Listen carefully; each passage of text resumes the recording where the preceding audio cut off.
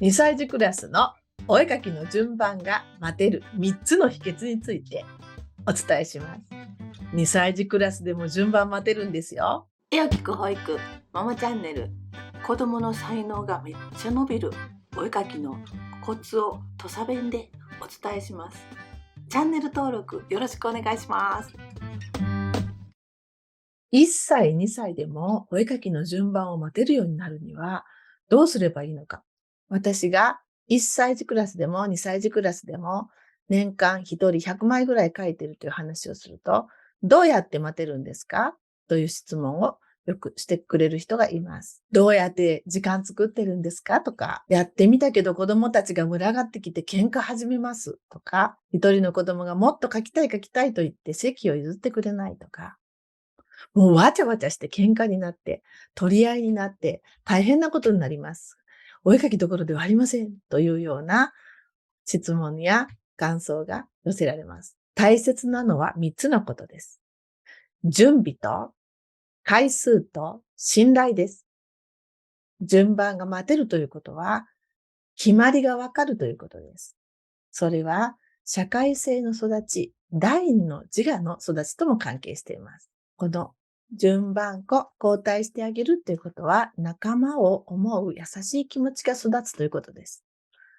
初めからできるわけではなく、描画活動以外の生活の場面でも回数を重ねて、いろいろな経験をして育っていくものなのです。つまり育てるものなのです。子供にとってお絵かきの時間に先生を独り占めできたっていうのはとっても嬉しいことです。でも先生のことを嫌いだとそれはダメですよね。大好きな先生だからこそ独り占めできて嬉しいのです。準備は1対1の描画活動を成功させるのにとっても大事です。段取り8分と言いますけれども、だいたい8割が決まってきます。場所の設定、それから時間の設定、そして画材の設定についてお伝えします。場所ですけれども、お絵かきコーナーを作るといいです。ちょうどいい高さの机、そして保育士は全体の子供が見える位置に座って、子供の方からは余計な情報が見えない、遊んでいる場所がチラチラ見えないような場所に座ってもらえるといいと思います。子供の隣か45度ぐらいのところに保育士、大人が座るととてもいい関係でお絵かきができます。待っている子供たちのためにおもちゃの数や種類を確保することも大切です。絵を描いている時の遊びはパズルであったり、絵本であったり、そしてままごとであったり、そういうコーナーを設置していると子供たちはちゃんとそこで遊びながら待ってくれます。時間帯ですけれども、これは保育園とお家では違います。保育園は保育士が余裕のある時間、または保育士同士が話し合って、この時間にお絵かきをしようねと共通理解できた時間が望ましいです。忙しい時間にお絵かきを始めてしまうと大変になったことを私の経験からよくあります。朝の活動の時、一斉にお絵かきをするという場合と、ご飯の後やお昼寝の後とか、少人数ずつお話を聞きながら書くことを続けてきました。習慣化することが良い結果を生みます。お絵かきは特別なことではなくて、日常のコミュニケーションというか対話というか、その普通のこと、当たり前のことだと理解して進めるといいです。もう一つ大切なのは、楽しい出来事があったその日に書くということです。とても強烈な記憶に残ることですと、次の日でも2歳を覚えていますけれども、ちょっとした遊びで楽しかった、やりとりで楽しかったことなどは、その日のうちに書くといいと思います。そうすることで素敵な会話が盛り上がります。話が弾んで、可愛い絵がいっぱい出てきます。ご家庭の場合は、お母さんが忙しい時に限って子供さんがお絵かきをしたいと言ってくる場合が多いと思います。お絵かきコーナーも作っておくこと大切ですけれども、描きたいと言った時に5分でいいので、絵を描くということを3回ぐらい続けてあげてください。私の言うこと聞いてくれたというような経験が3回ぐらい続くと、ちょっと待ったり、後にしたりということも可能になってきます。私は4人の子育てをしたので、もう毎日大忙しでした。しかし、私の体験から大切なことは、帰宅中の車の中とか、お料理をしている台所の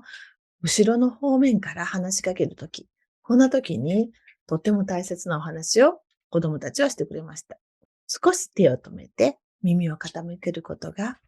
お宝時間を作ることになります。この絵を見てください。ぐちゃぐちゃぐちゃっと描いている絵は自由に描いた絵。そして一つずつぐるぐる丸が分かれているのはお話を聞いた芋掘りの絵です。お芋を描いています。このように会話をすることによって見立てる力が変わってきます。次に画材です。紙は広いものがいいです。ポスターやカレンダーの裏は滑りもよく、穴も開かないので、よく利用させてもらいました。四つ切り台のザラシと呼ばれる用紙を保育園で購入してもらい、たくさん書きました。コピー用紙の A サイズも安くて広さもちょうどいいです。画板があればデコボコしないのでなおいいです。時間帯は保育士の余裕のある時がベストです。忙しい時間帯にお絵かきしてしまうと、子供たちがもっと描きたいという要求に応えられず、自分自身もイライラしてしまうので、悲惨な結果を招いてしまうことになってしまいます。マーカーは一色で描いていました。描きたいことに集中するためです。たくさん色があると子供たちは色で遊ぶことに夢中になってしまいます。この色にしようか、あの色にしようか、次この色という風になってしまいます。色を変えるときは紙も変えました。プチマジーや桜のふとふとマーカーという画材を使っていました。最近はシャトルクレヨンなども利用しています。安全な素材、持ちやすい、そして書いたと達成感のある太さの方が望ましいと思います。担保譜でもとてもいいですよ。次に、絵を聞く回数ですけれども、一回やってみたけど無理でしたという保育園の保育士さんたちの声も聞きます。この環境設定を準備万端整えて3回は書いてみてください。子供との描く時間は子供より保育士の方が先に楽しくなったというケースが多いです。まず先生が楽しいなぁと感じるには試行錯誤して段取りがうまくいって、そして余裕も必要です。3回は書くためには職員同士で話し合う時間を作ることが必須になってきます。無理だと思ってたのに時間で作れるもんですね。と、毎日お絵かきの時間を作った先生から嬉しい報告をもらったこともたびたびあります。3番目に信頼です。お絵かきに限らず、日常生活の子供との関わりの中で、子供たちとの約束を守る。話はしっかり目線を合わせて聞く。この2つは先生大好き、お母さん大好きっていう風になってもらうためにも守りたいことです。大好きな先生を独り占めするお絵かきの時間だからこそ順番待っても楽しみにしてくれるのです。1歳児クラス、2歳児クラスで順番を守ってお絵かきするために、お絵かきの順番が待てる3つの秘訣は、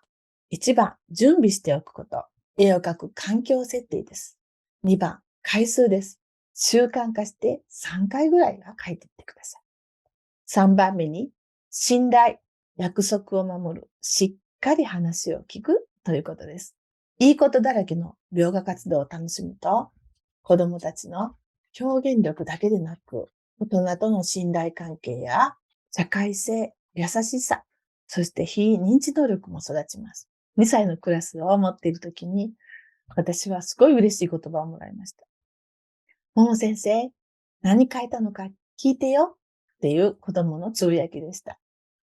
それは、1対1でお絵かきをしていて、お昼寝の時間になって順番が来なかった子供に、お昼寝起きてからお絵かきしようねって私は言いました。すると、子供はすんなりお布団に入ってくれて、顔を私の方を向けて、お昼寝から起きたら、何書いたのって聞いてよって言ってくれました。私自身がお絵かきが好きなので、無理にさせてるんじゃないかって少し思ってた時だったので、それからは確信を持ってお絵かきをする時間を大切にして子供たちとの対話、絵でお話をすることを続けてきました。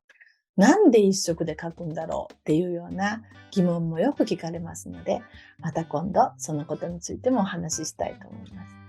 2歳で丸が閉じる表現の幕開けの時、この時に伝える力を育てるということはとっても大事です。順番を待つことができる力も、伝える喜びも、自然に育つものではなく、育てるものです。意欲的で賢い子どもたちがいっぱい育ちますよ。ではまた、木曜日の7時にお待ちしております。